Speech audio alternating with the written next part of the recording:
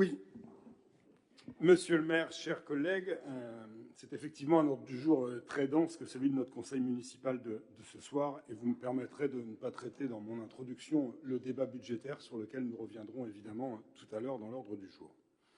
Alors, ce qui doit effectivement nous importer avant tout, vous avez raison, ce sont les Hérouvillais.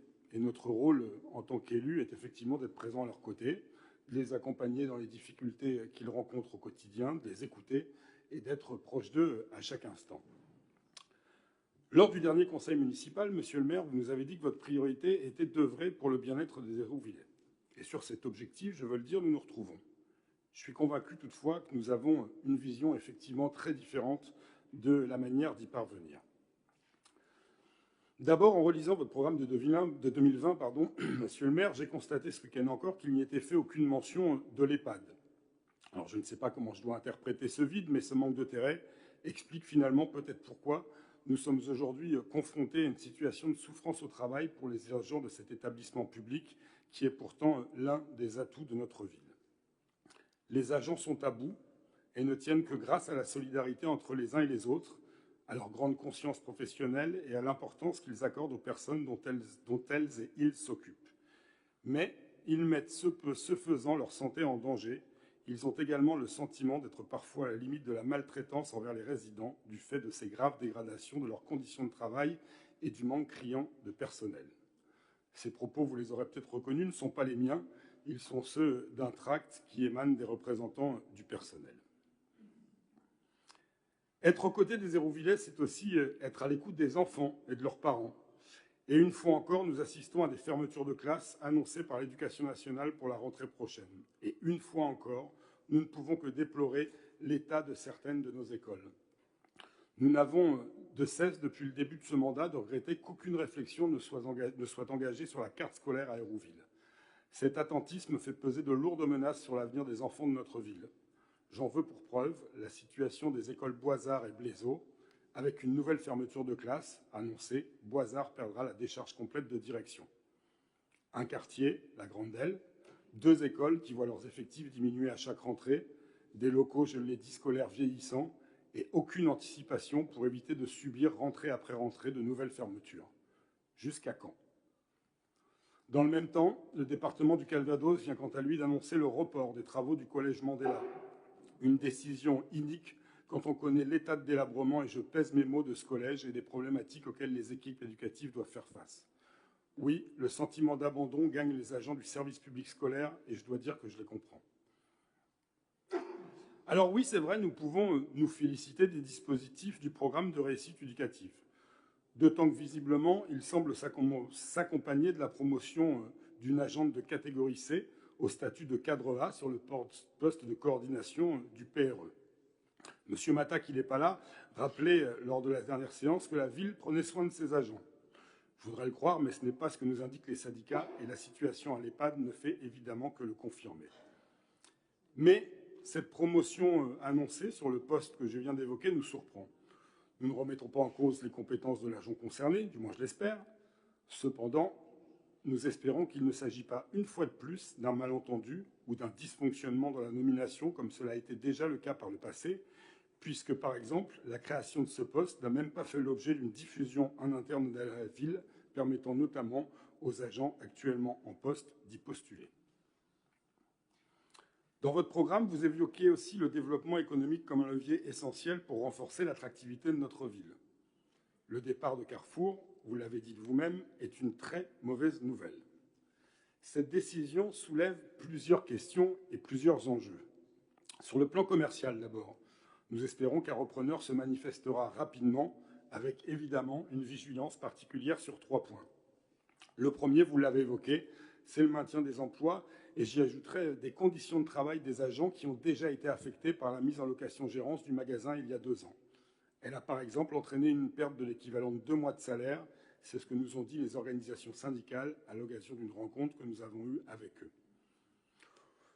L'autre point, c'est les répercussions potentielles que pourrait avoir la reprise de cette enseigne sur d'autres enseignes de la ville, et je pense évidemment notamment à Auchan, à l'Ébizé.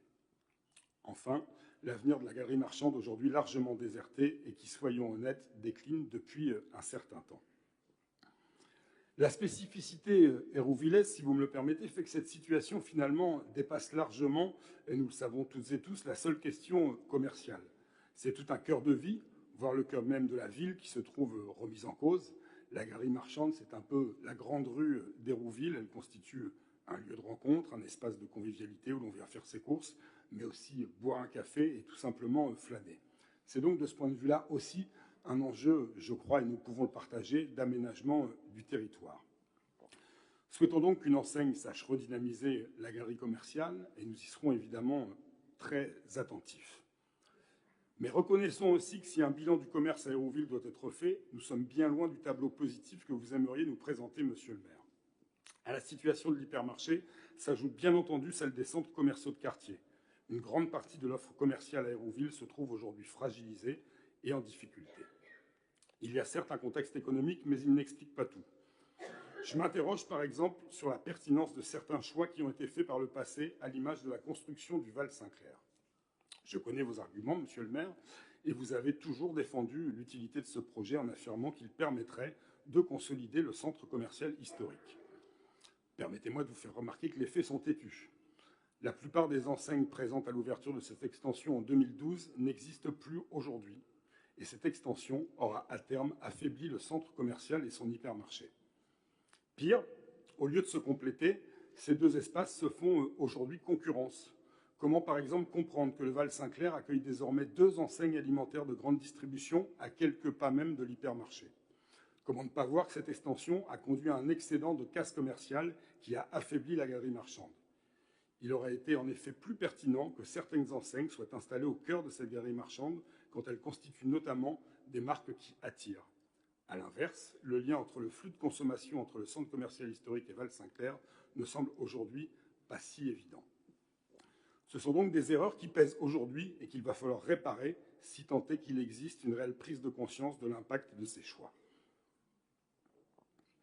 De choix aussi, il en est question, monsieur le maire, quand vous avez récemment décidé de commander un sondage aux frais de la commune et donc des Hérouvillais, 16 200 €, rien de moins. Pour comparaison, nous allons tout à l'heure délibérer sur les subventions aux associations. 1 630 € pour les Restos du Cœur, soit 10 fois moins que le coût de cette enquête. Question de choix, effectivement, je le disais. Alors, vous me direz qu'il y avait certainement urgence, dans un contexte budgétaire contraint comme jamais, à mesurer la satisfaction des habitants concernant la ville et son maire. Car oui, j'avoue avoir été surpris par certaines questions. Parmi celles-ci, qui est le maire d'Hérouville? Pour qui avez-vous voté en 2020? Pour qui avez-vous voté à la présidentielle de 2022? On est là bien loin d'une évaluation des politiques publiques et j'ose espérer que vous n'aurez pas l'outrecuidance de tenter de justifier ce type de questionnement à 1 an des élections municipales. Mais puisque ce sondage a été financé par fonds publics, nous attendons bien entendu une communication complète de votre part ainsi que de l'IFOP sur l'ensemble des questions et l'analyse détaillée des réponses. À défaut, bien entendu, nous saisirons la Commission nationale des sondages comme cela est possible. Voyez-vous, pour moi, être maire, c'est garantir effectivement la probité et l'éthique à chaque instant. Le maire incarne l'autorité publique locale et se doit d'agir avec intégrité, transparence et impartialité.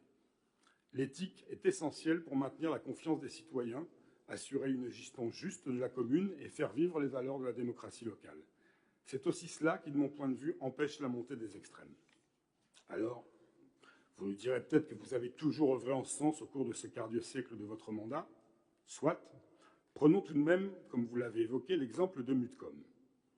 Nous avons eu plusieurs versions, finalement, sur la fin de cette convention, et je le redis, nous attendons toujours le rapport d'attribution de la Mutcom. M. Bernet nous a indiqué qu'il était à l'aise sur ce dossier et ne comprenait pas notre insistance. Il nous avait même assuré que plus de 200 communes, dont Ouistreham et Touques, étaient satisfaites de la Mutcom. Vous l'avez d'ailleurs rappelé, je veux tout de même, en tout cas, relever votre propos et vous dire que 10 000 communes ont choisi de se lancer dans un dispositif de mutuelle communale et 200 seulement ont choisi la Mutcom, ce qui relativise tout à fait l'importance de celle-ci. Enfin, vous nous avez dit que le contrat était résiliable au bout d'1 an. Il vous aura donc fallu 1 mois pour comprendre ce que d'autres ont mis quelques minutes à découvrir. Alors, j'ai lu, monsieur le maire, vos réponses dans la presse de ce jour, et je veux donc redire ici ce que j'ai déjà exposé lors du précédent conseil municipal. Le rapport d'analyse des services ne retient qu'une seule mutuelle. Mutcom a été ajouté ensuite en dehors de cette instruction, et il n'existe pas de rapport d'attribution à Mutcom. Nous avons reçu des documents quand nous les avons demandés, monsieur le maire. Vous ne les avez jamais communiqués tant que nous ne les avons pas exigés. Il a fallu d'ailleurs le faire par courrier et vous n'avez pris aucune initiative, en tout cas, pour anticiper cette demande. Et d'ailleurs, M. Bernet, au dernier conseil municipal, nous disait que tout était valide depuis une réunion du CCRS et que nous n'avions rien à redire. Eh bien, la preuve que si, manifestement. Parce que, soyons clairs, monsieur le maire, c'est vous, et vous seul, qui avez précisé que votre fils était dans l'une des mutuelles, pas nous. Vous l'avez d'ailleurs indiqué aux membres de votre majorité le 24 février dernier. Et pour mémoire, il est même indiqué dans les opérations de communication de la ville avec M. Bernet. Je veux aussi être très clair. Je n'ai jamais fait et ne ferai jamais aucune attaque à l'encontre de votre fils, à qui je souhaite une longue et belle carrière. Ne vous méprenez pas. En revanche, c'est effectivement votre gouvernance et votre gestion que j'attaque. J'en suis aussi arrivé à me demander si ce n'est pas pénalement répréhensible. Mais j'estime aujourd'hui que c'est à la ville de se saisir de cette question. Et si rien n'est fait, nous examinerons pour notre part plus en détail ce point. Quoi qu'il en soit, et pour reprendre votre explication dans la presse, vous aurez du mal à essayer de faire croire que vous ne saviez pas pour qui votre propre fils travaille. En réalité, monsieur le maire, la seule présence de votre fils comme référent de la Mutcom, et comme l'a montré les images de France 3 dans les dossiers, mais aussi sur les supports de communication utilisés par la Mutcom, où figurait cette adresse mail, ce téléphone et ce nom, eh bien finalement, ce seul état de fait aurait dû vous conduire à retirer ce dossier immédiatement. Et si vous n'étiez pas en mesure de le faire, votre entourage aurait dû vous alerter, car c'est aussi son rôle. Le maire ne gouverne pas seul. Il est entouré d'élus, de collaborateurs et de directeurs de services dont la mission est d'agir avec efficacité, mais aussi de prévenir les abus et de garantir l'intérêt général. C'est en tout cas ainsi que nous concevons le bon fonctionnement d'une équipe municipale, et visiblement, là encore sur ce point, nous n'avons pas tout à fait la même vision.